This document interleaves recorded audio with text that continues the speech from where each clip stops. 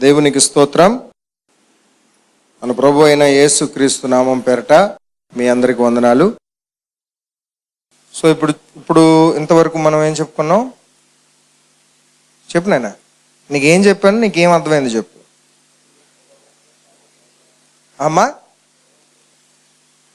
చదువు లేకపోయినా పర్వాలేదు అనలేదు. చెప్పు చెప్పు, అది కరెక్ట్గా అర్థం చేసుకున్నావా లేదా అని మళ్ళీ రెండోసారి అడుగుతున్నాను. ఎందుకంటే మళ్ళీ అన్నయ్య అసలు చదివే అవసరం లేదు అన్నాడు, అయితే కాలేజీకి వెళ్ళవసరం లేదు, ఏ చదువులు అవసరం లేదు అని అనుకుంటావేమో. తప్పుగా అర్థం చేసుకోకు. ఇందులో కరెక్ట్గా దీని మీనింగ్ అర్థం చేసుకోవాలని మళ్ళీ రెండోసారి అడుగుతున్నాను. చెప్పు. ఇంకా ఇంకా నా పాయింట్ నువ్వు చెప్పలేకపోతున్నావు. ఓకే, ఇది కూడా ఒక యాంగిల్లో రైటే, కానీ కరెక్ట్ యాప్ట్ నేను అనుకున్న పాయింట్, నేను చెప్పాలనుకున్న పాయింట్ ఏంటంటే, జాగ్రత్త విను. చదువులు అనేది లోకంలో ఉన్నాయి కదా. ఎవరు సృష్టించుకున్నారు? మనం సృష్టించినవే కదా. మన మనుగడ సాగించటం కోసం, అంటే మన జీవితం సాగాలంటే మనం కొన్ని కనిపెట్టుకున్నాం, కొన్ని సిద్ధాంతాలు పెట్టుకున్నాం, కొన్ని ఇవి కనుక్కున్నాం. వాటిని నేర్చుకునే ప్రక్రియలో, వాటిని నేర్చుకోవటం, నువ్వు ఈరోజు సెల్ ఫోన్ వాడుతున్నావు. సెల్ ఫోన్ వాడకముందు దాన్ని కనుక్కోవటానికి ఎన్నో ప్రయోగాలు చేశారు కదా. ఆ ప్రయోగాలు ఎందుకు చేశారు? సెల్ ఫోన్ కనుక్కోవడానికి కదా. సెల్ ఫోన్ ఎందుకు కనుక్కున్నాడు మనిషి? ఆలోచించాలి. సెల్ ఫోన్కు ముందు ఏమొచ్చింది అమ్మా? ల్యాండ్ లైన్ టెలిఫోన్ వచ్చింది, అవునా కదా? టెలిఫోన్ వచ్చింది కదా. టెలిఫోన్ రాకముందు ఏమొచ్చింది అమ్మా? కాదు, ల్యాండ్ లైన్ కాకముందు ఏం కనుక్కున్నారు? ఈ ల్యాండ్ లైన్ రాకమునుపు అసలు కమ్యూనికేషన్, మనిషికి కమ్యూనికేషన్, దూరాన ఉన్న మనుషులతో మాట్లాడడానికి, ఇక్కడున్న వార్తలు నువ్వు సౌండ్ ఎనర్జీ, నీ నోటిలోంచి వచ్చిన సౌండ్, ఈ సౌండ్ని క్యాప్చర్ చేసి దాన్ని ఎలక్ట్రానిక్ ఎనర్జీలోకి కన్వర్ట్ చేసి కేబుల్ ద్వారా ఎలక్ట్రానిక్ ఎనర్జీ వెళ్తుంది. వెళ్ళి మళ్ళీ అక్కడ స్పీకర్ ఉంటే ఆ స్పీకర్ నుంచి అది సౌండ్ ఎనర్జీగా బయటకు ఎమిట్ అవుతుంది. That is called data transferring. ఏంటది? నీ నోటిలోంచి వచ్చిన డేటా వైర్లోంచి ట్రాన్స్ఫర్ అవుతుంది. ఈ ప్రక్రియలో సౌండ్ ఎనర్జీ ఎలక్ట్రానిక్ ఎనర్జీ కింద కన్వర్ట్ అవుతుంది. ఎనర్జీ సేమే కానీ కన్వర్ట్ అవుతుంది దాని స్టేజ్. అర్థమవుతుందా? పాయింట్ అర్థమవుతుందా చెప్తుంది? దాని స్టేజ్ కన్వర్ట్ అవుతుంది అనమాట. సేమే, మొత్తం అంతా ఎనర్జీయే, కాకపోతే దాని యొక్క ప్రక్రియ, దాని యొక్క అవతారం మార్చుకుంటుంది. ఓకేనా? సౌండ్ అలా పోయి ఎలక్ట్రానిక్ ఎనర్జీలోకి వెళ్తుంది. అది ఎలక్ట్రానిక్ సిగ్నల్స్ ద్వారా కేబుల్ లైన్. ఓకే, అర్థమైంది ఇప్పుడు నీకు చెప్పేది? సో మనిషి ఎందుకు కనుక్కున్నాడు సెల్ ఫోన్ అంటే, తన పనిని సులువు చేసుకోవటానికి. అంతేనా? సింపులేనా? అవునా కదా? ఒకప్పుడు వార్తలు అందజేయాలంటే ఒక మనిషి వార్త చెప్పేవాడు. దాని తర్వాత ఉత్తరాలు పంపించారు. దాని తర్వాత ఉత్తరాలకు ముందు పావురాలు, జంతువులు వాడారు, అవునా? దాని తర్వాత ఉత్తరాలు, దాని తర్వాత టెలిఫోన్లు, ఏవేవో రకరకాలు వచ్చాయి. ఇప్పుడు అన్నీ చేతిలోనే వచ్చేసాయి. డైరెక్ట్ మాటలు కూడా లేవు. ఏంటి? టెక్స్ట్ మెసేజ్, మెయిలింగ్, పింగ్ చేయటం, కమ్యూనికేషన్. సో ఇవన్నీ ఏంటిదంతా? చదువులు. దేని గురించి? లోకములో ఉన్న విషయాల గురించి నువ్వు నేర్చుకుంటున్నావు. అర్థమైంది? చదువులు ఉండాలా ఉండకూడదా? ఇప్పుడు చెప్పు నాకు. ఉండాలి. అయితే చదువులే జీవితం కాకూడదు అన్నదే నా పాయింట్. అర్థమైందా? మనిషి పుట్టినది వీటి కోసమా? ఈ భూమి మీద ఇప్పుడు ఉదాహరణ సెల్ ఫోన్ కనుక్కోవడం కోసం పుట్టాడా మనిషి? జీవిత పరమార్థం తెలుసుకోమని చెప్తున్నాను యవనస్తుడా. అర్థమైందా? యవనస్తులు ఏంటంటే చదువుల్లో పడిపోయి ఈ ఉద్యోగాలంటూ, డబ్బు సంపాదన అంటూ, కెరియర్ అంటూ, వారి యొక్క పుట్టుక జన్మకు అర్థం తెలియకుండా ప్రవర్తిస్తున్నారు నేటి యువతరం. అవునా కదా? ఒకప్పుడు నేను అలాగే ఉండేవాడిని. అయితే నా పుట్టుకకు, నా జన్మకు కారణం ఏంటో తెలుసుకున్నాను కాబట్టి ఈరోజు నా స్థితి మార్చుకున్నాను, నా ఆలోచనలు మార్చుకున్నాను. ఒకప్పుడు నా ఆలోచనలు నా ఉద్యోగమే దేవుడు, ఒకప్పుడు నా ఆలోచనలు నా డబ్బు సంపాదన నా దేవుడు. ఎందుకంటే డబ్బు విపరీతంగా సంపాదించేవాడిని, భయంకరంగా సంపాదించేవాడిని. ఆ డబ్బు రుచి చూశాను కాబట్టి దానికి వెనకతలు పరిగెట్టాను. చాలా కాలం తిరిగాను, ఎక్కడా సుఖం లేదు. భయంకరంగా డబ్బులు సంపాదించాను, భయంకరంగా ఖర్చు పెట్టాను, ఎక్కడా సుఖం లేదు. ఆఖరికి దేవుడు ఆయన జ్ఞానమును బైబిల్ గ్రంథం ద్వారా జ్ఞానాన్ని నాకు అందజేశారు. సో నీ జీవిత పరమార్థం ఇది అని ఆ రోజు నుంచి నేను మార్చుకున్నాను ఆలోచన. ఓకే, ఇది శాశ్వతం కాదు, ఈ లోకం శాశ్వతం కాదు, ఈ డబ్బులు శాశ్వతం కాదు, ఈ బట్టలు శాశ్వతం కాదు, ఈ లోకంలో ఉండే ఉద్యోగాలు పరపత ఇవేవి శాశ్వతం కాదు. ఆఖరికి నేను కూడా శాశ్వతం కాదు. ఈ శరీరం నేను అంటే ఎవరు? అయితే ఆ లోపల ఉన్న నేను ఉన్నానే, ఈ శరీరం ఉంది కదా, ఈ లోపల నేను పేరు పెట్టుకున్నాను కదా అభిషేక్ రాజు అని. ఎవరిని? ఆత్మని. ఓకే, అది మాత్రం శాశ్వతం, అది ఎప్పటికీ అంతం అవ్వదు. అది ఇక్కడికి వచ్చింది, ఇక్కడ నుంచి వెళ్ళిపోద్ది అనమాట. అర్థమవుతుందా? మనమందరం ఎవరివి? ఆత్మలము. Your a spirit, the spirit came into the body. ఎక్కడి నుంచి వచ్చింది? ఎక్కడి నుంచి వచ్చింది? దేవుని దగ్గర నుంచి వచ్చింది. Very good. దేవుని దగ్గర నుంచి ఈ శరీరంలోకి వచ్చింది.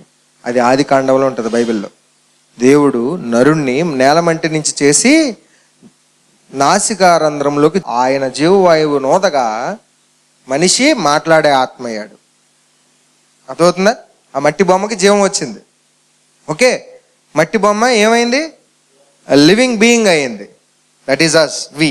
ఓకే, అర్థమైంది? ఇప్పుడు ఈ ఆత్మ ఇక్కడికి ఎంటర్ అయింది కదా, మళ్ళీ వెళ్ళిపోవాలా బయటికి. ఎక్కడికి వెళ్ళిపోవాలి? మళ్ళీ అక్కడికి వెళ్ళిపోవాలి. Right, very good. అయితే స్వస్థలానికి వెళ్ళిపోవాలి. అయితే స్వస్థలానికి వెళ్ళిపోవాలంటే జాగ్రత్త వినండి, ఈ ఆత్మ ఏదైతే ఉందో ఈ ఆత్మ తానున్న స్వస్థలానికి. ఏంటా స్వస్థలం? ఇప్పుడు చాలామంది ఈ ఊరు వస్తుంటారు వేరే ఊరు నుంచి. మీది ఊరేనేంటి? సొంత ఊరు? ఊరే మీ నాన్న వాళ్ళది? అదే అడుగు, మరి అదే అడుగుతున్నాను, చెప్పు. మీ సొంత ఊరు ఏ ఊరు? హైదరాబాద్ మీది? అదేలే, ఇప్పుడు నీదే ఊరురా సొంత ఊరు?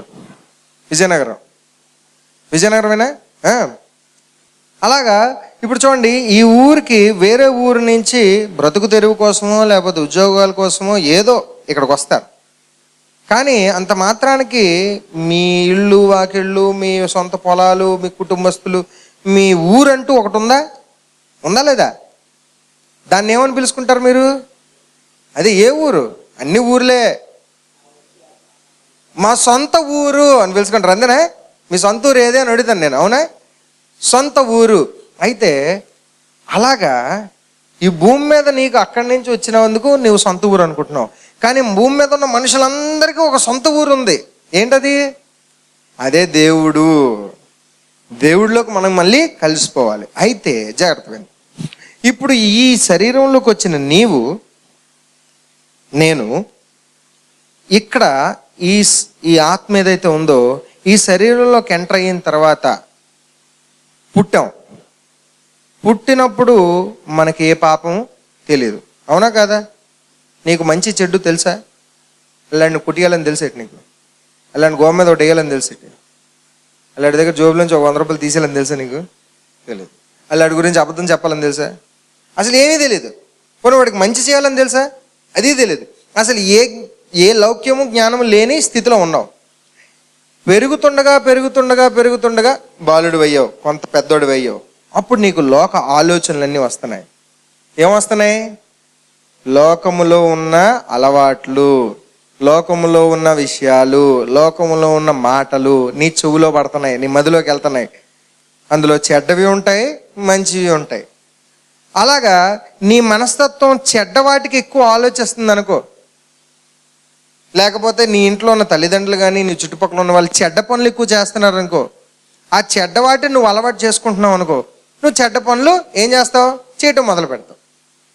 ఇప్పుడు చెడ్డ పనులు చేయటం వల్ల నువ్వేమైపోయావు? చెడ్డవాడు వేయవు. వెరీ గుడ్, మంచి మాట చెప్పావు. Very good. మనమందరం ఈ భూమి మీదకి వచ్చి తప్పుడు పనులు చేసి ఏమైపోయాం? చెడ్డ వాళ్ళం అయిపోయాము. ఈ ఆత్మ ఏమైపోయింది? చెడ్డ ఆత్మ అయిపోయింది. అవునా కదా? చెప్పండి. దాన్నే మనం బైబిల్ భాషలో పాపము అంటారు. ఏమంటారు?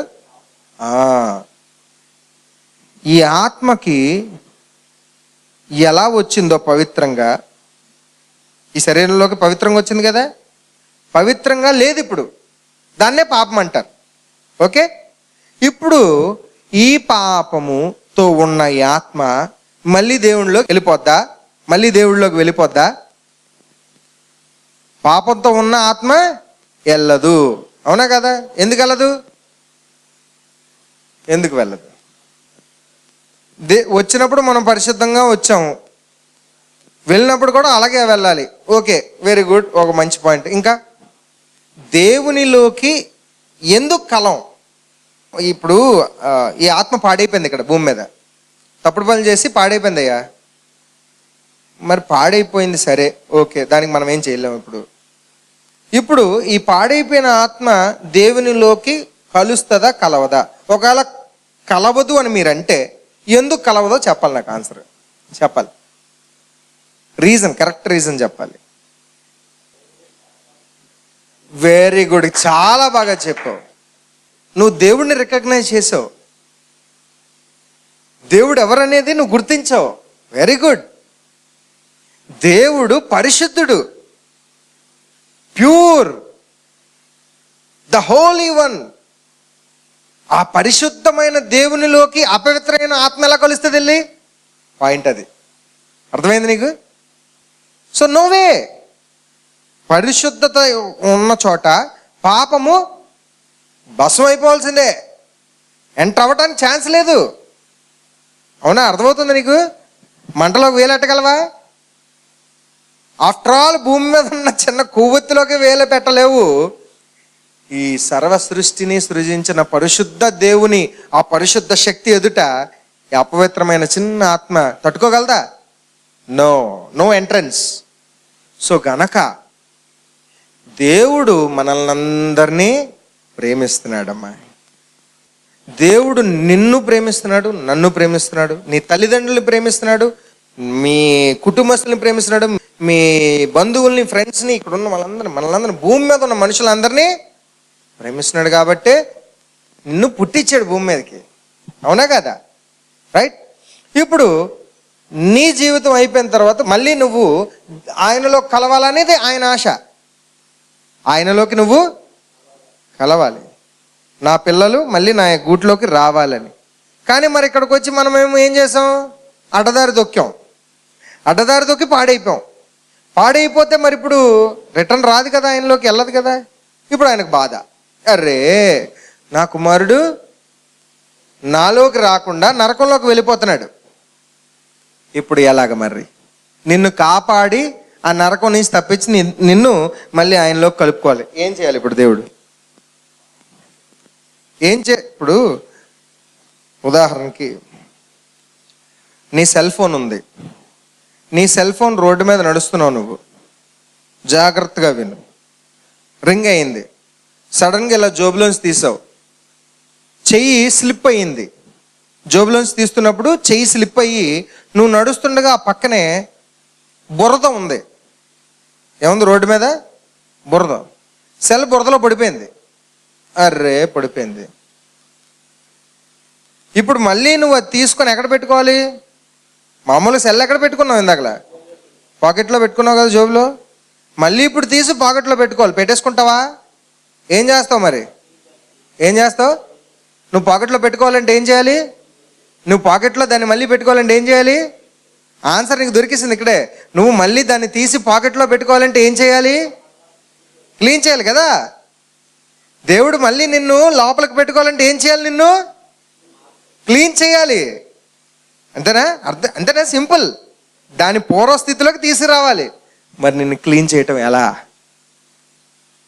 నీ దగ్గర ఐడియా లేదు, నీ దగ్గర ప్లాన్ లేదు.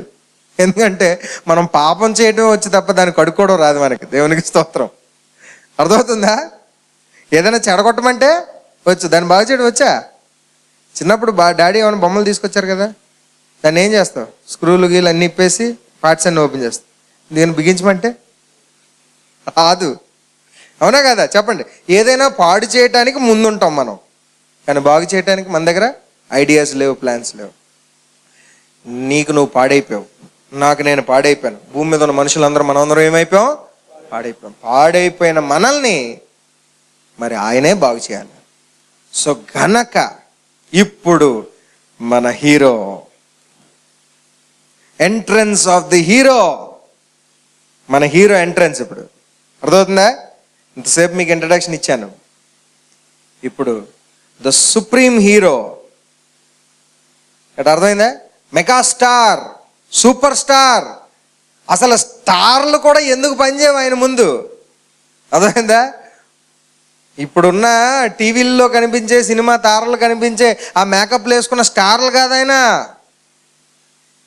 Star of the stars, super stars, megastar.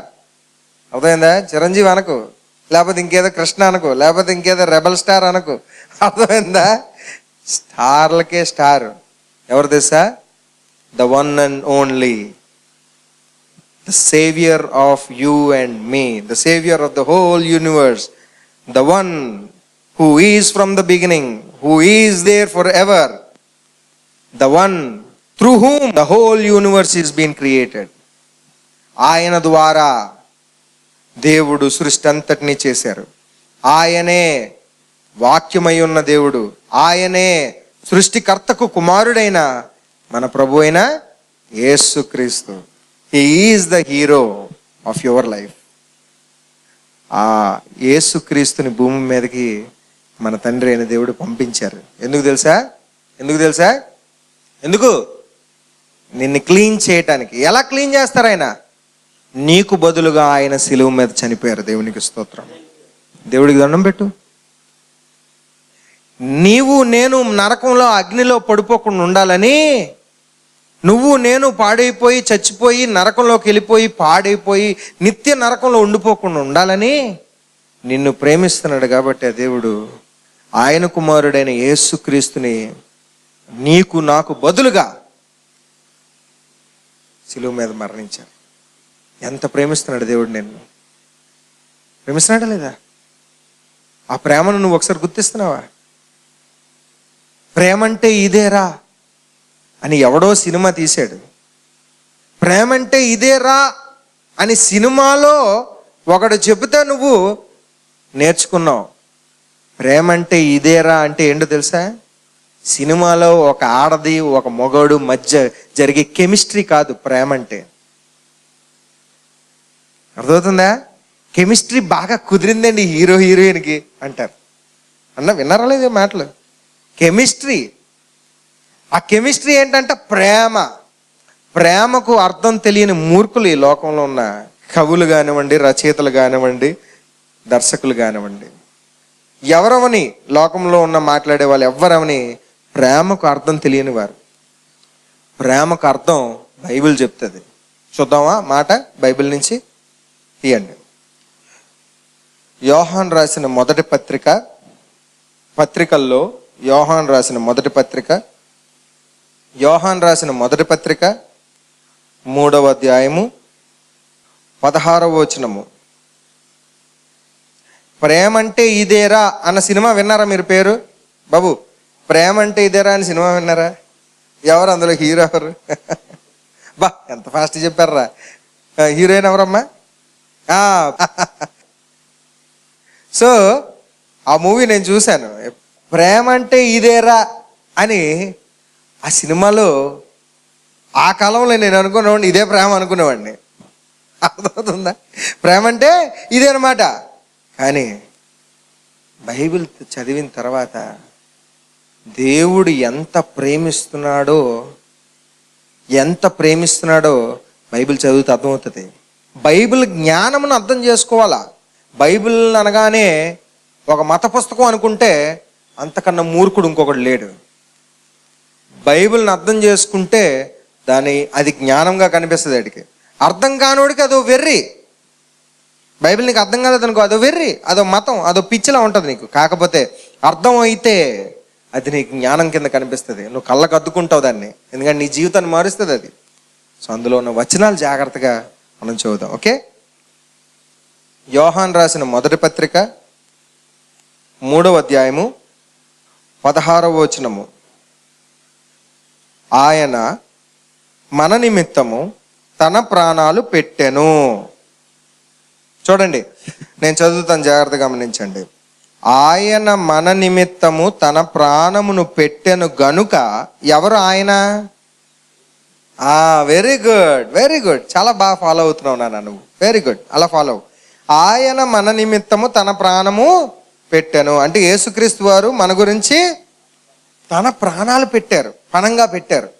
మనకు బదులుగా ఆయన మరణించారు, ప్రాణం పెట్టెను గనుక దీని వలన ప్రేమ అంటే ఎట్టిదో తెలుసుకొనుచున్నాము. దేవునికి స్తోత్రం. ప్రేమ అంటే ఇదేరా అని తెలిపింది ఎవరమ్మా? యేసుక్రీస్తు. అయితే యేసుక్రీస్తు ప్రాణాలు పెట్టారు, మరి ఎవరు ప్రేమిస్తున్నారు మనల్ని? అది యేసుక్రీస్తు పంపించింది. యేసుక్రీస్తుని పంపించింది ఎవరు? అది దేవుడు. ఎవరు? అది ఎక్కడుంది వచనం? ఇది ఇలాగుంచండి రిఫరెన్స్. ఇదే యోహాను గారు సువార్త రాశారు. యోహాను సువార్తకి వెళ్ళండి. ఇప్పుడు యోహాను సువార్త, లూకా సువార్త తర్వాత ఉంటుంది. యోహాను సువార్త 3వ అధ్యాయము 16వ వచనం. యోహాను సువార్త తీశారు కదా, 3వ అధ్యాయము 16వ వచనము చదువుతాను, వినండి. దేవుడు, ఎవరండి? దేవుడు లోకమును ఎంతో ప్రేమించెను కాగా ఆయన, ఎవరాయన? దేవుడు తన అద్వితీయ కుమారునిగా. అద్వితీయ అని ఉంది. అద్వితీయకి ఒక సంఖ్య ఉంది అక్కడ, నెంబర్.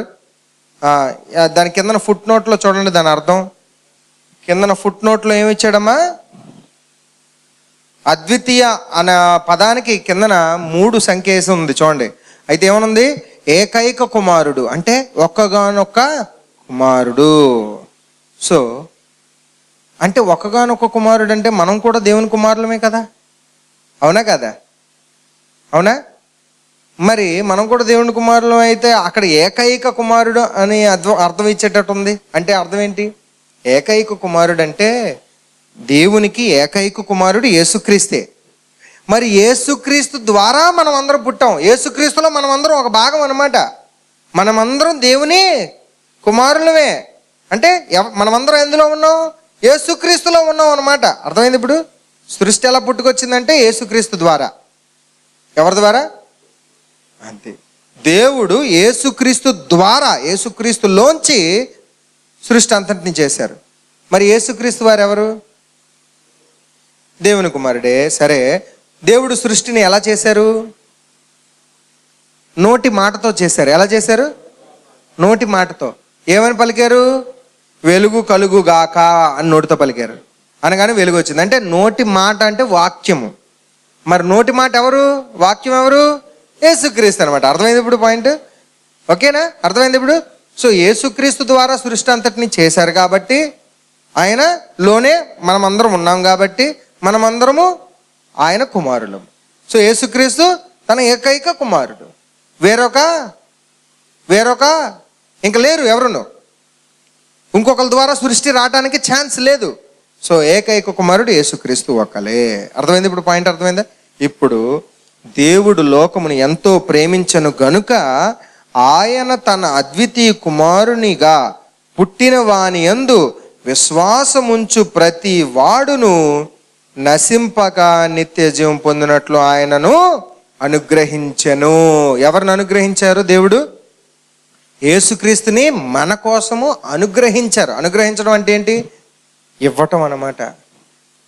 నీకు ఉచితంగా ఇవ్వటం అన్నమాట. ఏంటి ఉచితంగా ఇచ్చారు? యేసుక్రీస్తుని ఇచ్చారు నీకు ఉచితంగా. ఎవరు?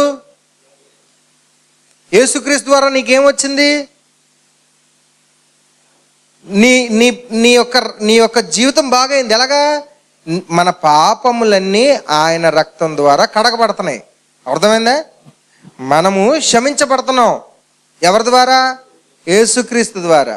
అర్థమైంది ఇప్పుడు నీకు పాయింట్? సో ఇప్పుడు ఇందాక ఉదాహరణకు వచ్చేద్దాం. నీ జోబులోంచి సెల్ పడిపోయింది బురదలో. ఆ సెల్ తీసావు. తీసి దాన్ని జోబులో పెట్టక ముందు ఏం చేయాలి? దాన్ని ఎలా క్లీన్ చేస్తావు? మరి ఇక్కడ మధ్యలో ఇంపార్టెంట్ పాయింట్ ఉంది. దేంతో క్లీన్ చేస్తావు? మంచిగా శుభ్రమైన నీళ్ళతో అడుగుతావా లేదా? అవునా? ఆ శుభ్రంగా క్లీన్ చేసే వాటర్ యేసుక్రీస్తు అనుకో. ఇక్కడ మధ్యలో అర్థమైంది నీకు పాయింట్? ఇప్పుడు అర్థమైంది. ఇప్పుడు నువ్వెవరివి? సపోజ్ ఉదాహరణకి అక్కడ దేవుడు, సెల్ ఫోన్ నువ్వు, మధ్యలో క్లీన్ చేసే వాటర్ యేసుక్రీస్తు. అర్థమైంది ఇప్పుడు? సో సెల్ ఫోన్ని మళ్ళీ తిరిగి జోబులో పెట్టుకోవాలంటే మధ్యలో నీళ్ళతో దాన్ని శుభ్రం చెయ్యాలి. అర్థమైంది ఇప్పుడు పాయింట్?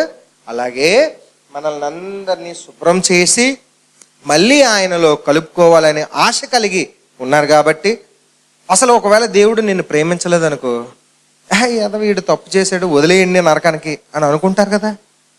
కానీ ఆయనకు అది ఇష్టం లేదు కనుక, ఆయనకు అది ఇష్టం లేదు. నువ్వు ఆయనలోకి మళ్ళీ రావాలి, ఆయనలోకి మళ్ళీ కలిసిపోవాలి అన్నదే ఆయన ప్రేమ. అందుకే ఇందాక చదివించాను, దేవుడు లోకమును ఎంతో ప్రేమించాడు గనుక తన కుమారుడైన యేసుక్రీస్తుని మనకి బలిగా ఇచ్చారు. సో ఇప్పుడు మనం ఏం చేయాలంటే, ఈరోజు నుంచి నువ్వు ఒకటే ప్రార్థన చేయాలి. తండ్రి, దేవుడా, నన్ను పుట్టించిన నా దేవుడా, సృష్టికర్త, ఈ సర్వలోకాల్ని సృష్టించిన దేవుడా, నాతో పాటు భూమి మీద ఉన్న సర్వ నరులను అందరినీ సమస్తమును సృష్టించిన దేవుడా, మొదట మీకు వందనాలు. నా జీవితం ఇలా ఉందంటే మీ దయ వలన నేను ఇలా ఉన్నాను అని ముందు నువ్వు కృతజ్ఞత చెప్పాలి ఫస్ట్ ప్రార్థనలో. చెప్పిన తర్వాత ఈ మాటలన్నీ హృదయపూర్వకంగా రావాలి. ఏదో మంత్రాలు చదివినట్టు, పద్యాలు చదివినట్టు, పాట పాడినట్టు, ఏదో పుస్తకంలో చూసి ఒక కంఠోపాఠంగా ఏదో చెప్పినట్టు అప్పచెప్పినట్టు ఉండకూడదు. నీ హృదయంలోంచి ఏంటి, నీ మనసులోంచి, నీ బుర్రలోంచి, ఆలోచనలోంచి నిజంగా రావాలి బయటికి కృతజ్ఞత. వస్తుందా? అది ఎప్పుడు వస్తుంది? నీలో మార్పు మొదలైతేనే వస్తుంది. అది లేదు అనుకో, నీలో నిజంగా మార్పు రాలేదనుకో, అది ఎప్పటికీ రాదు. నువ్వు ఒకటే తెలుసుకో, అలాంటి ఆలోచనలు, అలాంటి ప్రార్థన నీలోంచి రావట్లేదంటే నువ్వు మారలేదని అర్థం చేసుకో. సింపుల్. ప్రార్థన అనేది హృదయపూర్వకంగా ఎప్పుడు వస్తుందో నీలో మార్పు మొదలవుతుంది అనమాట. అంటే దేవుడికి నువ్వు దగ్గర అవ్వాలని ప్రయత్నిస్తున్నావు. You are trying to connect to God, you are getting close to God. దేవుడికి దగ్గర అవుతున్నావు అనమాట. నీ ఆత్మను దగ్గర చేస్తున్నావు దేవుడికి, అంటే నీ మనసును దగ్గర చేస్తున్నావు దేవుడికి. Then the power of God will come into you అనమాట. అర్థమవుతుందా? ఉదాహరణకు ఒక ఎగ్జాంపుల్ చెప్తాను. ఎప్పుడైనా మ్యాగ్నెట్ తెలుసా మీకు? అయస్కాంతం అంటారు. మ్యాగ్నెట్ ఒక పీస్ తీసుకోండి, ఒక చిన్న ఐరన్ పీస్ తీసుకోండి, ఇనప రాడ్, ఐరన్ ముక్క, piece of rod, iron rod. ఈ రెండు తీసుకొని ఆ ఐరన్ రాడ్ని ఆ మ్యాగ్నెట్కి ఇలా రబ్ చేయండి. ఒక 5 minutes రబ్ చేయండి. రెండు రబ్ చేసిన తర్వాత తీసేసి మ్యాగ్నెట్ పక్కన పెట్టేయండి. ఈ ఐరన్ పీస్ని తీసుకెళ్ళి ఇంకొక ఐరన్ పీస్ దగ్గర పెట్టండి. ఇలాగా ఏమవుతుంది? ఏదంటుకుంటుంది? ఇంకొక ఐరన్ మొక్క ఈ ఐరన్ మొక్కకి అంటుకుంటుంది. ఇది రాయకు మునుపు, ఇలా రబ్ చేయకు మునుపు ఐరన్ అంటుకుంటుందా? రాసిన తర్వాత ఏం జరిగింది? ఎందుకమ్మా? ఈ మ్యాగ్నెట్కు ఉన్న ఆ ఎలక్ట్రోమాగ్నెటిక్ ఫోర్స్ వేవ్స్, ఎలక్ట్రాన్స్ అన్నీ కొన్ని ఈ ఐరన్ చుట్టూ తిరుగుతున్నాయి. ఇప్పుడు అర్థమైంది పాయింట్? ఇప్పుడు మ్యాగ్నెట్కి ఏముంటాయి నాయన? ఎలక్ట్రోమాగ్నెటిక్ వేవ్స్ ఉంటాయి. ఏముంటాయి? ఎలక్ట్రోమాగ్నెటిక్ ఎనర్జీ అంటారు దాన్ని. ఏమంటారు?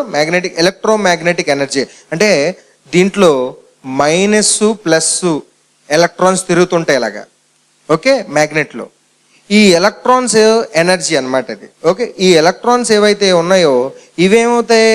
వెళ్ళి ఆ కొన్ని ఆ ఐరన్ పీస్ అంటుకుంటాయి. ఇప్పుడు ఆ ఐరన్ పీస్ చుట్టూ ఎలక్ట్రాన్స్ తిరుగుతూ ఉంటాయి. ఓకే, ఇప్పుడు ఆ ఎలక్ట్రాన్స్ తిరుగుతున్నంతసేపు ఒకవేళ ఇంకొక ఐరన్ పీస్ తీసుకొస్తే ఏమవుతుంది? ఐరన్ పీస్కి అంటుకుంటుంది. అంటే 5 నిమిషాలు మ్యాగ్నెట్కు రుద్దినందుకే దీంట్లో ఉన్న పవర్ ఏమైంది? ఐరన్కి వచ్చింది. అదే ఇప్పుడు ఉదాహరణకి నువ్వు ఐరన్ మొక్క, దేవుడు మ్యాగ్నెట్ అనుకుందాం ఉదాహరణకి. దేవుడిని దేంతో పోల్చకూడదు, ఉదాహరణ నీకు అర్థం అవటం కోసం చెప్తున్నాను ఈ మాట. ఇప్పుడు ఆ మ్యాగ్నెట్తో నువ్వు రాసుకున్నావు అనుకో రోజు, ఇందాక ఏం చెప్పాను? నువ్వు ప్రార్థన హృదయపూర్వకంగా చేస్తున్నప్పుడు నువ్వు దేవుడికి దగ్గర అవుతున్నావు. నీ ఆత్మ దేవునికి దగ్గర చేస్తున్నావు. నువ్వు దేవునితో సంభాషిస్తూ, దేవుడితో మాట్లాడుతూ, దేవునికి ప్రార్థన చేస్తూ, దేవుడి వాక్యం చదువుతున్నావు అనుకో నిరంతరము, ఏం జరుగుతుంది? ఆ ఫోర్స్, ఆ పవర్ ఏదైతే ఉందో దేవుని నుంచి నీలోకి వస్తుంది అనమాట. ఇప్పుడు ఆ పవర్తో నువ్వు నిండుకున్నావు అనుకో, నీ మనశ్శాంతి ఉంటుంది, నువ్వు ప్రశాంతంగా ఉంటావు, నీకు అన్ని క్లియర్గా ఉంటాయి, టెన్షన్స్ ఉండవు, నీ ఆలోచనలన్నీ క్లియర్గా ఉంటాయి, నువ్వు పవిత్రంగా ఉంటావు, నువ్వు హ్యాపీగా ఉంటావు ఈ సొసైటీలో. సో దేవుణ్ణి అలా మనస్ఫూర్తిగా ప్రార్థన చేయటం మొదలు పెట్టాలి. ఏమని చేయాలి? మొదట ఇందాక చెప్పాను కదా, ముందు దేవుడికి కృతజ్ఞత చెప్పాలి. దేవుడా మీకు వందనాలు, సర్వ సృష్టిని సృజించిన దేవుడా మీకు వందనాలు, నన్ను ఇలా పుట్టించిన దేవుడా మీకు వందనాలు, నాకు సమస్తం నడిపిస్తున్న దేవుడా మీకు వందనాలు అని చెప్పి, తర్వాత నువ్వు మొట్టమొదటిగా చేయాల్సిన ప్రార్థన ఏంటంటే మన పాపాలని ఒప్పుకునే ప్రార్థన. ఏం ప్రార్థన? మనము ఏంటేంటి తప్పులు చేసాం అన్నీ తెలుసా లేదా? పోయిన వారంలో ఏం చేసావు? పోయిన వారంలో సాటర్డే వీకెండ్లో ఏ పార్టీకి వెళ్ళావు? ఏ సినిమాకి వెళ్ళావు? ఆ సినిమాలో ఎన్ని సీన్లు చూసావు? రోడ్డు మీద వెళ్తున్నప్పుడు ఎన్ని పోస్టర్లు చూసావు? సెంట్రల్కి వెళ్తే కలరింగ్ వైపు ఎన్ని చూసావు? ఎన్ని సీన్లు చూసావు? ఉంటాయి, చాలా ఉంటాయి విన్యాసాలు. అంటే కుర్ర వయసులో ఎన్నో చిందులు ఉంటాయి మన జీవితంలో. ఆ చిందులన్నీ నీకు తెలుసు కదా, నాకు తెలియదు, నీ పక్కన ఉన్న ఫ్రెండ్కి తెలియదు, అవునా? నీ ఇంట్లో వాళ్ళకి తెలీదు, ఇద్దరికే తెలుసు. ఎవరికి? నీకు దేవుడికి, అంతేనా? మధ్యలో ఇంకోటి ఉన్నాడు రోయ్, ఆడికి కూడా తెలుసు. ఎవడు తెలుసు? ఆడే సాతాను. ఇవన్నీ చేయించింది ఆడే. అర్థమైందా? సాతాను ఒకడు ఉన్నాడు మధ్యలో, ఆడు నిన్ను చూస్తున్నాడు, ఇడు చేస్తాడా చేయడాని. వెరీ గుడ్, భలే పడ్డాడు ఇడు. అర్థమవుతుందా? నువ్వు ఇలాగ వెళ్తుంటే నీ కనుచూపు దాని మీద చూపించేస్తుంటాడు. నేను ఇలా ఓపెన్గా మాట్లాడుతున్నాను ఎందుకంటే నీకు అర్థం అవ్వాలి. వాట్ ఈస్ సిన్ అనేది నీకు అర్థం అవ్వాలి. నిన్ను ఎక్కడ పడేస్తాడు, నీ బలహీనత ఏంటి అర్థమవుతుందా?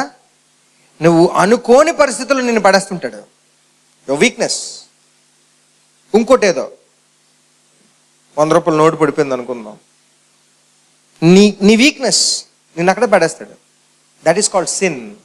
అది తీసి పెట్టుకున్నప్పుడు కాదు, నువ్వు పాపం చేయలే, తీద్దామని తలంపు పుట్టిందే, చేసేసావు పాపం. అర్థమవుతుందా? డబ్బు మీద ఆశ పుట్టచ్చు, అది సైతాన్ గడు పెడతాడు, కానీ తీసేద్దామని రెడీ అయ్యావు చూడు, అప్పుడే పాపం చేసేసావు. ఒక అమ్మాయి అందంగా తయారై వచ్చింది, ఎక్కడో కనిపించింది నీకు, ఓకే, టాప్ టు బాటం సూపర్గా ఉంది, దాన్ని ఎక్కడో ఊహించేసుకున్నావు. నువ్వు ఇప్పుడు వ్యభిచారం చేయలేదా? చేసావా? చేసేసావు కదా. ఎక్కడ చేసావు? నీ ఊహల్లో చేసేసావు వ్యభిచారం. అర్థమవుతుందా? ఒక అమ్మాయి అందంగా తయారైంది, శుభ్రంగా టాప్ టు బాటం చక్కగా తయారైంది, చాలా అందంగా ఉంది, చాలా వయసులో ఉంది. నువ్వు చూడగానే నీ మనసు ఉండబట్టడంలే, నీ ఆలోచనలు ఎక్కడికో వెళ్ళిపోయి ఏదేదో చేసేసాయి. సో ఆ అమ్మాయిని మోహపు చూపుతో చూసావు, ఏమైంది? ఏం చేసావు అమ్మాయితో? వ్యభిచారం. ఎక్కడ చేసావు? నీ ఊహల్లో, నీ ఆలోచనలో, నీ మదిలో వ్యభిచారం చేసేసావు. ఒక స్త్రీతో వ్యభిచారం చేయటం అంటే గదిలోకి వెళ్ళిపోయో లేకపోతే లాడ్జికి వెళ్ళిపోయో ఇంకెక్కడికి వెళ్ళిపోయో విచారం, శరీరంతో కలవవసరం లేదంట. ఒక స్త్రీని మోహపు చూపుతో చూస్తే చాలు, ఆ క్షణమే నువ్వు ఆమెతో వ్యభిచారం చేసినట్టు అంటారు. యేసుక్రీస్తు అదే చెప్పారు. సో సైతాను ఎప్పుడు రెడీగా ఉన్నాడు, పొంచి ఉన్నాడు నిన్ను ఊహల్లో నుంచి నేను పాపం చేయించడానికి. సో నీ పాపాలు ఎవరికి తెలుసు? నీకు తెలుసు, దేవుడికి తెలుసు, మధ్యలో ఉన్న సాతాను గడికి తెలుసు. సో నువ్వేం చేయాలి ఇప్పుడు? నీకు తెలిసిన పాపాలు నువ్వేం చేయాలి ఇప్పుడు? ఆ పాపాల లిస్ట్ అన్నీ ఓపెన్ చేయి. ఎవరి ముందు? దేవుడా, నీ దగ్గర నేనేమి దాయలేను, మా అమ్మ నాన్న దగ్గర దాయగలను, నా ఫ్రెండ్స్ దగ్గర దాయగలను, నా బంధువుల దగ్గర దాయగలను, లేకపోతే నా స్కూల్ టీచర్స్, కాలేజ్ టీచర్స్ దగ్గర, నేను లెక్చరర్స్ దగ్గర దాయగలను. బట్ మీ దగ్గర నేనేమి దాయలేను కాబట్టి అన్నీ ఒప్పేసుకుంటున్నాను నేను. పలాంది చేశాను, దయచేసి క్షమించండి, నా పాపాలు, నా తప్పులన్నీ క్షమించండి. ఈరోజు నేను తెలుసుకున్నాను, మీ కుమారుడిని నా కోసం పంపించారు, మీరు నన్ను ఎంతగానో ప్రేమిస్తున్నారు. ఈ రోజు నుంచి నేను నా తప్పులన్నీ ఒప్పుకుంటున్నాను, నా పాపము జీవితాన్ని వదిలేద్దాం అనుకుంటున్నాను, మారుదాం అనుకుంటున్నాను. ఆ మారాలంటే నా అంతటి నేనేమీ చేయలేను, మీరే నాకు శక్తి ఇవ్వాలి. సైతాను నన్ను శోధనలోకి పడేయకుండా నన్ను కాపాడగలిగే శక్తిమంతుడు మీరు ఒక్కలే. మీ కుమారుడైన యేసుక్రీస్తుని నేను అంగీకరిస్తున్నాను. ఆయన నా కోసం మరణించారని నేను ఒప్పుకుంటున్నాను. ఆయన రక్తము నా కోసం కార్చారని నేను ఒప్పుకుంటున్నాను. ఆయన నా బదులుగా ఆయన చనిపోయారని నేను ఒప్పుకుంటున్నాను. నా పాపాలు కడుగుతుందని ఒప్పుకుంటున్నాను. కాబట్టి మీరు క్షమించండి అని దేవుణ్ణి ప్రార్థన చేయాలి. నువ్వు దాన్నే పాప క్షమాపణ గురించి ప్రార్థన చేయటం. అప్పుడు నీ పాపములు క్షమించబడతాయి. దాని తర్వాత వాక్యంను చదివి అర్థం చేసుకొని నువ్వు నమ్మితే అప్పుడు బాప్తిసం తీసుకోవాలి యేసు నామములో. అప్పుడు నువ్వు రక్షణలోకి వస్తావు. ఓకే, అప్పుడు నువ్వు ఎప్పుడు చనిపోయినా నీకు రక్షణ గ్యారెంటీ. అయితే ఒక నమ్మి ప్రార్థన చేసినంత మాత్రాన ఇంకా ఎన్నడూ నువ్వు ఏ పాపం చేసినా అన్నీ క్షమించబడతాయి అనుకోవడం తప్పు. ఇప్పటి నుంచి స్టార్ట్ అయింది అసలైన జీవితం. ఏంటి? ఇప్పటి నుంచి నువ్వు ఒక్కసారి ఒప్పుకోలు చేసుకున్నావు, మళ్ళీ నేను ఎప్పుడు తప్పు చేయనని. ఇక నుంచి తప్పు చేయకుండా నువ్వు ప్రయత్నించాలి. ఓకే, పవిత్రంగా జీవించాలి. అయితే ఎవడు పవిత్రంగా ఉండలేడు. సో రోజు ఈ వాక్యం చదువుకొని రోజు పాప క్షమాపణ గురించి ప్రార్థన చేస్తే దేవుడు మనల్ని ఆ పాపం నుంచి దూరపరుస్తుంటాడు. సో అర్థమైందా? మనిషి జీవితం అర్థమైందా? ఎందుకంటే మీరందరూ ఈ మీ బిజీ లైఫ్లో, మీ సొసైటీలో, మీ టీచర్స్, మీ కాలేజెస్లో, లేకపోతే లోకంలో ఏం బోధిస్తారు? మీకు లైఫ్ అంటే ఏమని బోధిస్తారు? చెప్పండి, ఏమని బోధిస్తారు? ఆనంద్ చెప్పు. బాగా చదువుకోవాలి, జాబ్ చేయాలి, తర్వాత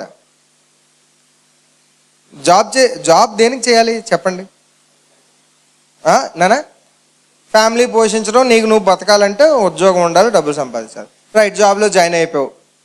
ఓకే, దాని తర్వాత జీవిత గమ్యం గురించి చెప్తున్నాను ఇక్కడ. పాయింట్ ఏంటి? జీవిత గమ్యం, గోల్. నీ గోల్ ఏంటంటే నేను డాక్టర్ అవటం అండి. నీ గోల్ ఏంటి? ఇంజనీర్ అండి. నీ గోల్ ఏంటి? నేను సీఏ అవ్వాలండి. నీ గోల్ ఏంటి? నేను పెద్ద కాంట్రాక్టర్ అవ్వాలండి. లోకంలో ఇదే బోధిస్తున్నాడు. లోకంలో వాళ్ళు ఏం బోధిస్తున్నారు? నీ గోల్ ఇదే. ఎక్కడి వరకు? ఒక ఉద్యోగం సంపాదిస్తే అయిపోయినట్టు నీ జీవితం చెప్పు. లేకపోతే ఒక వ్యాపారం సెటిల్ అయిపోతే నీకు అయిపోయినట్టు నీ జీవితం. అర్థవుతుంది? దాని తర్వాత ఏమవుతుంది? ఉద్యోగం చేసావు, దాని తర్వాత సంపాదించావు, దాని తర్వాత నీకు క్వశ్చన్ మార్క్ వచ్చింది అక్కడ. దాని తర్వాత ఏంటో నీకు తెలియట్లేదు. లోకంలో ఎక్కడ సమాధానం లేదు దానికి. There is no answer in this world. What next అనేది. But you have an answer in this Bible. నువ్వు చనిపోయిన తర్వాత కూడా మరొక జీవితం ఉంది. నువ్వు చనిపోయిన తర్వాత కూడా మరొక జీవితం ఉంది. చనిపోయిన తర్వాత ఏంట్రా అని అంటే ఈ లోకంలో ఎవడైనా ఏం సమాధానం చెప్తాడు? ఏమో, కాబట్టి ఎప్పుడు చదివిపోతాం తెలియదు, కాబట్టి త్వరగా చదివేసుకుందాం, త్వరగా ఉద్యోగం సంపాదించాం, త్వరగా పెళ్ళిళ్ళు చేసేసుకొని, పిల్లలు కనేసి, ఇల్లులు కట్టేసి, పెళ్ళిళ్ళు చేసేసి పిల్లలకి సెటిల్ అయిపోదాం, పోదాం. అంటే ఎందుకు పుట్టాడో తెలీదు, ఎందుకు చచ్చాడో. పుట్టాడు తినడానికి, అంతేనా? అంటే బ్రతుకంతా కోర్ పాయింట్ తీసుకుంటే ఏమనుంది? బ్రతుకంతా తిండి కోసమే సంపాదిస్తున్నాడు అనమాట. అర్థమైంది? ఎవరి తిండి? ఆడి తిండి, పిల్లం తిండి, పిల్లల తిండి, అంతేనా? వాడి తిండి, భార్య తిండి, పిల్లల తిండి. ఇదే నా జీవితం. సో తెలుసుకోండి ఈరోజు, ఇది కాదు జీవితం. ఓకే, జీవితంలో ఒక భాగం అది సంపాదన, ఉద్యోగం, నీ కెరియర్, నీ గోల్, ఇవన్నీ ఉండాలి. కానీ జీవితం అంతా దాని చుట్టూ తిరగకూడదు. నీ పుట్టినందుకు నీకు ఒక ఆలోచన ఉండాలి. నేను ఎందుకు పుట్టాను, నేను చనిపోయిన తర్వాత ఏం జరుగుతుంది, పుట్టినప్పుడు నేనేం చేయాలి. సో ఇవన్నీ తెలుసుకునే మంచి జ్ఞానం మనకి దేవుడిచ్చాడు. అదేంటిది చెప్పండి అందరూ? ఇదేంటిది? బైబిల్. మహాజ్ఞానం. జ్ఞానాలు లోకంలో ఎన్నో జ్ఞానంలో అని చెప్పుకున్నారు. ఈ జ్ఞానాలు ఎందుకు పనిచేవి? జ్ఞానం ముందు. అదే మహాజ్ఞాన గ్రంథం. అర్థమైందా? సో ఈ రోజు నుంచి ఆ విధంగా ప్రార్థన చేద్దాం. పవిత్రంగా జీవించడానికి ట్రై చేయాలి. అర్థమైందా? పవిత్రంగా జీవించాలి. దేవుణ్ణి కష్టపెట్టకు. దేవుడు నిన్ను ప్రేమిస్తున్నాడు. నువ్వు దేవుణ్ణి తప్పించుకొని ఏ సందులోని, ఏ తుప్పలోని, లేకపోతే ఏ చీకటి గదిలోని, లేకపోతే నువ్వు ఎవరు చూడలేదు అనుకుంటే అది చాలా తప్పు. అవునా కదా? సో దేవుడు ఎల్లప్పుడూ నిన్ను గమనిస్తూనే ఉన్నారు. ఆయన నిన్ను చూస్తున్నారు, నన్ను చూస్తున్నారు, మనల్ని చూస్తున్నారు. మన మనసులో ఉన్న ఊహలు ఏంటో కూడా ఆయనకు తెలుసు. కాబట్టి మనం ఏ ఆలోచన చేసినా ఆయనకు అన్నీ తెలిసిపోతాయి. కాబట్టి ఆయనని కష్టపెట్టకుండా ఆయనతో మనం ఒట్టు పెట్టుకున్నాం. ఏమని? తండ్రి, మీ కుమారుడైన యేసుక్రీస్తు నా కోసం బలియాగం చేశారు కాబట్టి నేను ఆయన నమ్ముతున్నాను, నన్ను క్షమించండి, నేను బాగవ్వాలని అని ఒట్టు పెట్టుకున్నావు కదా. ఒట్టు పెట్టుకున్న నీవు ఈ రోజు నుంచి ఆయన చూస్తున్నారు, గమనిస్తున్నారని భయపడుతూ ఆయనతో నీ సంబంధం చెడిపోకుండా ఉండాలని నువ్వు తప్పు చేయకుండా ఉండాలి. ఎందుకు తప్పు చేయకూడదు? నువ్వు పాడైపోతావనా? ఎవరితో? అది దేవునితో రిలేషన్ పాడవకుండా ఉండాలని నువ్వు ఎల్లప్పుడూ భయంతో ఉండాలి. ఎందుకు? దేవునితో రిలేషన్ కట్ అయిపోయింది అనుకో, మన పని ఏంటి? కుక్క బతుకు ఏడది అంతే. దేవుడు లేని జీవితం శూన్యం, వ్యర్థం, పెంట, waste, is a rotten life. పనికిరాని బ్రతుకది దేవుడు లేని జీవితం. సో దేవుడు కావాలా, పెంట కావాలా? దేవుడే కావాలి మనకి. దేవునికి స్తోత్రం. సో దేవుడి కోసం బ్రతుకుతాం మనం ఎందుకు బతకాలి? ఇప్పుడు దేవుడు మనల్ని ప్రేమించాడు కనుక దేవుడి కోసం బతుకుతాం.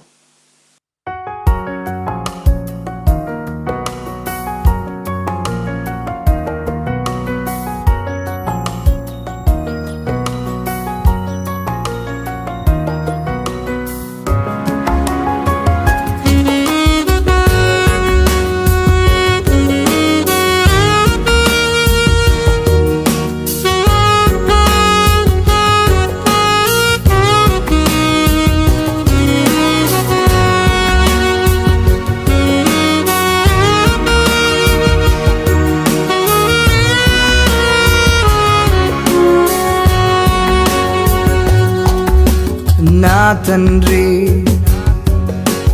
నిన్ను చాలా బాధ పెట్టాను యేసయ్యా, నీకు నేను దూరమయ్యాను. లోకరీతిగా పాప భీతియే లేక పాపినై శోక జీవితములో నీకు దూరమై పోయాను. నిన్ను చేరలేకపోయాను. I'm sorry Lord. నన్ను చేర తీసే నా చల్లనైన తండ్రి, I'm sorry Lord. నన్ను మన్నించేసే నా కరుణామయ తండ్రి, I'm sorry Lord. నీ వానిక మార్చే నా మార్పు లేని తండ్రి, ఈ ఒక్కసారి మన్నించయ్యా, ఈ ఒక్కసారి మన్నించయ్యా.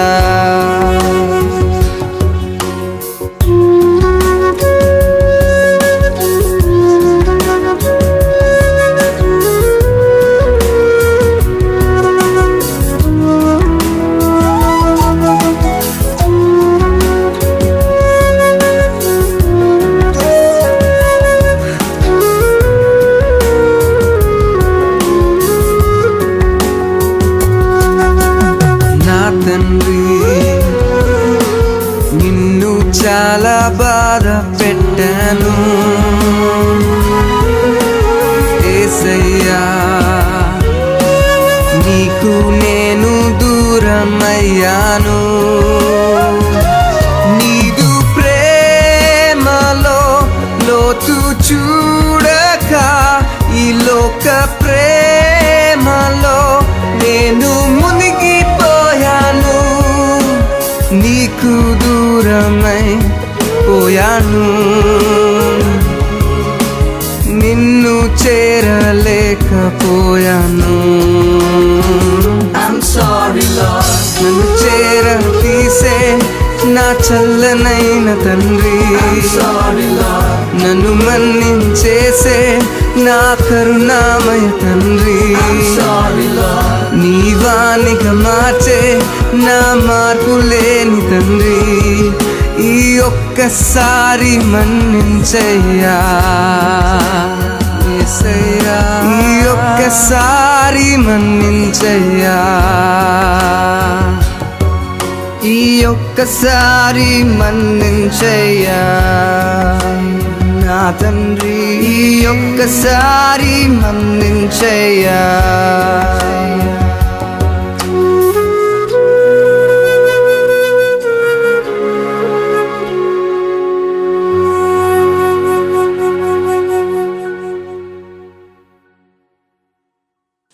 ప్రార్థన చేసుకుందామా?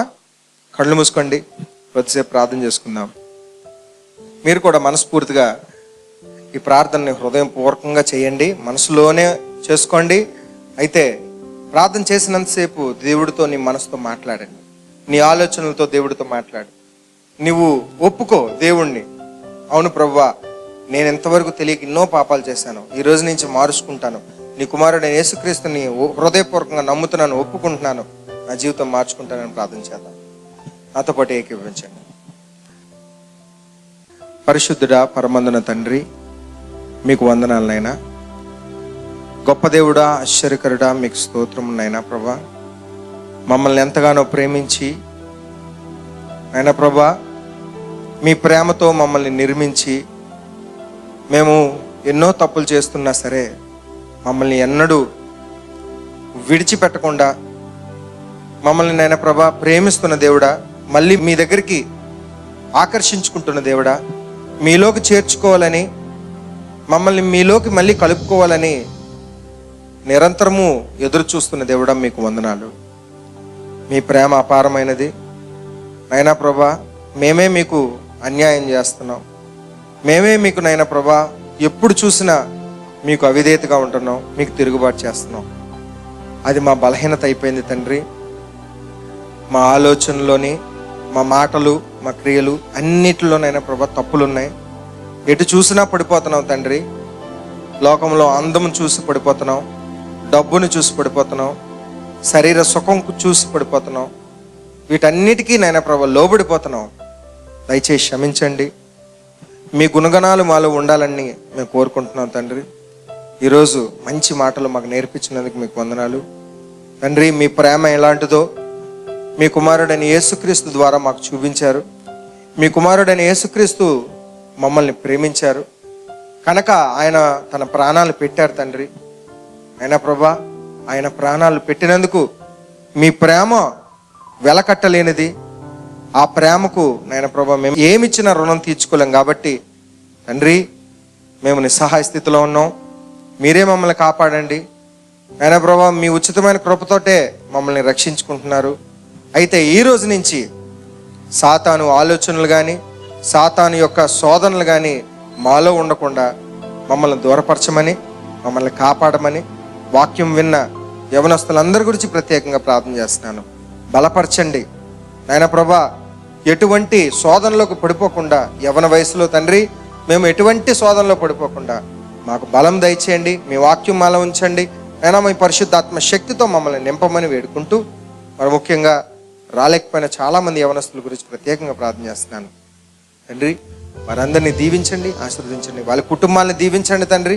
ఈ యవనస్తులు అందరి కుటుంబాలు, వారి యొక్క బంధువులు, కాలేజెస్లో ఉన్న ఫ్రెండ్స్ని తండ్రి అందరినీ దీవించండి, ఆశీర్వదించండి. ఆయన ప్రభా, వాళ్ళ యొక్క కాలేజీలో ఉన్న లెక్చరర్స్ని వారిని కూడా దీవించండి తండ్రి. అయినా వీరు ఎక్కడ చేసినా, ఎక్కడ ఉన్నా సరే మీలాంటి మంచి ప్రవర్తన నాయన ప్రభా వాళ్ళలో ఉందని, అయినా వీళ్ళను చూసి మిమ్మల్ని పొగడాలి తండ్రి. అలాంటి మంచి యవనస్తులుగా వీరిని తయారు చేయమని వేడుకుంటూ, మేమందరం మరొకసారి మీ పాద సన్నిధికి వచ్చాం. మీ కుమారుడైన యేసుక్రీస్తు నామం పేరట ఈ విజ్ఞాపన అడుగుతున్నాం తండ్రి. మా పాపాలు క్షమించండి, మమ్మల్ని నడిపించమని ఈ ప్రార్థన అతి పరిశుద్ధమైన యేసుక్రీస్తు నామములో ప్రార్థిస్తున్నాం తండ్రి. ఆమేన్.